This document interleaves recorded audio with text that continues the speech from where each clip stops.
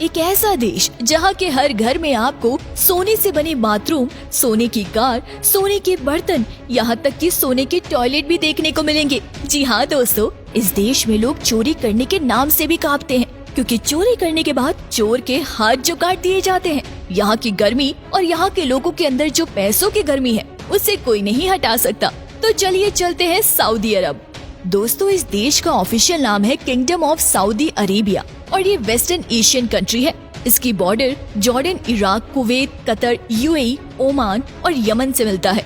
Saudi अरब एक Islamic देश है और देश की कुल आबादी लगभग 3.5 करोड़ के आसपास है। यहाँ की टोटल आबादी में से 84% लोग शहरों में रहते हैं, जबकि सिर्फ 16% लोग गाँव में रहते हैं। ये देश अभी भी बहुत जवान है, क्योंकि यहाँ की औसत उम्र 31 साल है। सऊदी अरब दुनिया का एक ऐसा देश है जहाँ एक भी नदी नहीं है। ये देश पानी पीने के लिए बहुत बड़े पैमाने पर समुद्र का पानी फिल्टर करता है।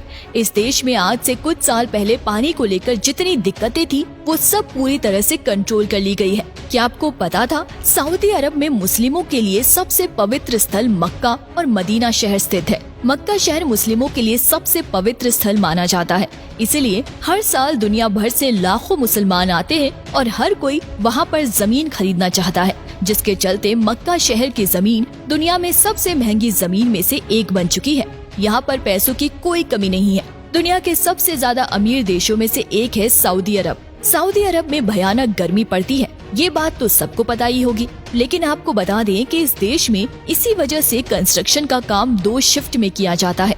मॉर्निंग शिफ्ट यानी कि सुबह 5 से 10 बजे तक और उसके बाद शाम में 5 बजे से रात के 10 बजे तक। दिन के बीच में सब आराम करते हैं। मजदूरों के लिए दिन के समय धूप में यहाँ पे काम करना आसान नहीं है। यहाँ पर कई बार टेम्परेचर 50 डिग्री से भी ऊपर चला जाता है। जहाँ तक बात रही सेफ्टी की, तो ये दुनिया की सबसे सेफेस्ट कंट्रीज में से एक मानी जाती है। सऊदी अरब में क्राइम नाम की चीज है ही नहीं, क्योंकि जैसा कि मैंने आपको बताया कि जिसने यहाँ पर गलत काम किया उसे सीधे जेल भेज दिया जाता है। यही वजह है कि इस देश में चोरी की घटनाएं नहीं होती है, क्योंकि चोरी करने वालों के हाथ नहीं बच पाते। अब भाई यहाँ पे ऐसे में कौन रिस्क लेगा। वैसे ये तरीका सही है, क्योंकि जब तक क्रिमिनल के अंदर डर नहीं होगा तब तक गुंडागर्दी कम नहीं हो सकती।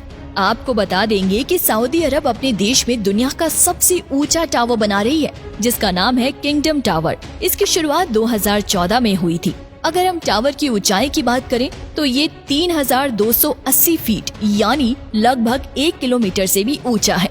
दोस्तों, दुनिया की सबसे महंगी शादियां भी इसी देश में देखने को मिलती है। सऊदी अरब की शादियों में कम से कम 15 दिनों तक सेलिब्रेशन रहता है और करोड़ों रुपए उड़ाए जाते हैं। यहाँ पर फूलों से मंडप को बनाया जाता है, बड़े बड़े 5 स्टार होटल्स बुक किए जाते हैं। कहने का मतलब है कि सऊदी अरब की शादी यानी कि पार्टी देश विदेश से लोग आते मस्ती करने। क्या आप यकीन कर सकते हैं कि सऊदी अरब के लोगों को न सिर्फ महंगी महंगी गाड़ियां खरीदने का शौक है, बल्कि यहाँ के लोगों के बीच में साइड वॉक कार ड्राइविंग बहुत फेमस है। हालांकि ये तो है बहुत ही खतरनाक, लेकिन यहाँ के युवाओं में पैसों की बहुत गर्मी जो है, क्योंकि ये सब के सब पैसे वाले होते हैं। और ये बात जानकर आपको हैरानी होगी कि सऊदी अरब के लोग बहुत ही आलसी होते हैं। तभी तो यहाँ पर पाकिस्तान और बांग्लादेश के लोग सबसे ज्यादा नौकरों का काम करते हुए आपको नजर आएंगे। साथ ही दोस्तों, इस देश में महिलाओं के लिए बहुत कड़े नियम हैं, जिनमें से एक ये है कि इस देश की महिलाएं अपने पति से बिना पूछे विदेश यात्रा पर नहीं जा सकती है। कहने का मतलब ये है कि यहाँ पर जैसा पति कहता है वैसा ही पत्नी करती है। ये इस देश का एक बहुत ही बड़ा ड्रॉबैक है। लेकिन क्या ये कहेंगे, जहाँ पर लोगों के पास इतना पैसा होता है वहाँ पर कई बार महिलाओं को परेशानी भी होती है। दूसरे, सऊदी अरब का 95% हिस्सा रेगिस्तान यानी रेत से ही भरा हुआ है। लेकिन आज ये देश कहां से कहां पहुंच गया है, ये सब तेल की देन है और दुनिया का हर देश इस देश की तरफ उम्मीद की नजर से ही देखता है। सऊदी के कुछ और अपने नियम कानून हैं, जिसका पालन हर कोई करता है। बता दें कि सऊदी अरब में आप बिना किसी की इजाजत के पिक्चर नहीं ले सकते हैं, और ऐसा कोई करता हुआ पाया गया तो उसे सऊदी कानून का सामना करना पड़ सकता है। ये जानकारी अधिकतर सऊदी अरब में जाने वाले टूरिस्ट को दे दी जाती है। यहाँ पर आपको हर हाल में इनके नियमों को फॉलो करना ही होगा, क्योंकि ऐसा नहीं करने पर आपको सजा मिलती है। सऊदी अरब के लोगों के बीच में पढ़ाई लिखाई का बहुत शौक नहीं है, पर आजकल ये फिर भी थोड़ा समझदार हो गए हैं और इनको समझ आ गया है कि अब सिर्फ तेल बेचकर काम नहीं चलने वाला। आपने ये तो सुना ही होगा कि जिस दिन तेल खत्म उस दिन खेल खत्म।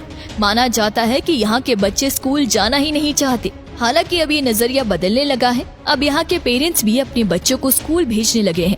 बात तो ये है कि यहाँ के स्कूल्स में सबसे ज्यादा इंडियन टीचर्स ही आपको मिलेंगे।